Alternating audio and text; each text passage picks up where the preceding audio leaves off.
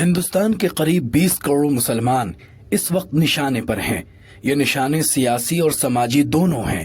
سیاسی اس لیے کہ ملک کے سیاستدان مسلمانوں پر نشانہ سادھتے ہیں تو سڑکوں پر لوگ مسلمانوں پر حملہ کر رہے ہیں۔ ملک میں بیف کے نام پر مسلمانوں پر حملے ہو رہے ہیں۔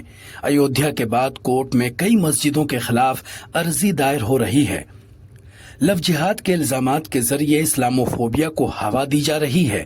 لو جہاد اسلامک جہاد کے کارن آج دیش میں دنگا اسلامک جہاد کے کارن، دیش کو استر کرنے کی یوجنا ہے اسلامک جہاد کے کارن۔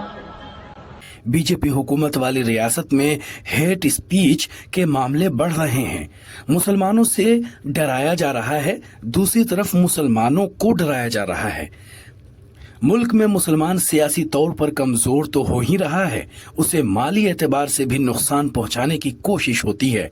کبھی ان کا بائیکاٹ کیا جاتا ہے، کبھی ان کے دکانوں پر حملہ کر دیا جاتا ہے، کبھی انہیں موب لنچنگ کا شکار بنایا جاتا ہے۔ اتراکھنڈ کے چمولی میں مسلمانوں کے کئی دکانوں میں توڑ پھوڑ ہوئی۔ اسی طرح ٹرین میں بزرگ کی پٹائی نے تو پورے ملک کے ماحول کو خراب کر دیا، وہیں چرخی دادری کی موب لنچنگ نے تو ہلا کر رکھ دیا۔ اب دیکھیے، سڑک پر روتے بلکتے یہ وہ لوگ ہیں جنہیں اب ڈیٹینشن کیمپ میں جا کر رہنا ہوگا۔ ویڈیو میں دیکھ کر آپ سمجھ سکتے ہیں کہ انہیں جبرن ڈیٹینشن کیمپ میں بھیجا جا رہا ہے۔ معاملہ اسم کے بارپیٹا ضلع کا ہے، لیکن اس پورے معاملے میں جو بات سب سے اہم ہے وہ یہ کہ ڈیٹینشن کیمپ میں ڈالے جانے والے 28 بارپیٹا کے رہنے والے مسلم ہیں۔ دعویٰ کیا جا رہا ہے کہ ان کے پاس کاغذات نہیں تھے۔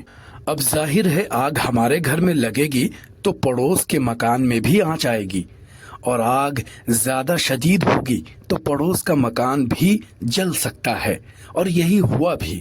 ہریانہ کے فرید آباد میں 12ویں کے اسٹوڈنٹ کو گو تسکر سمجھ کر گولی مار کر قتل کر دیا گیا۔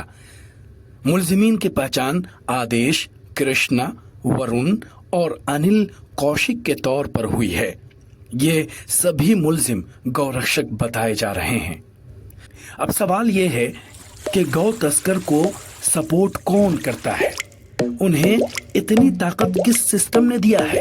کون ہے جو انہیں سر پر چڑھائے ہوئے ہے؟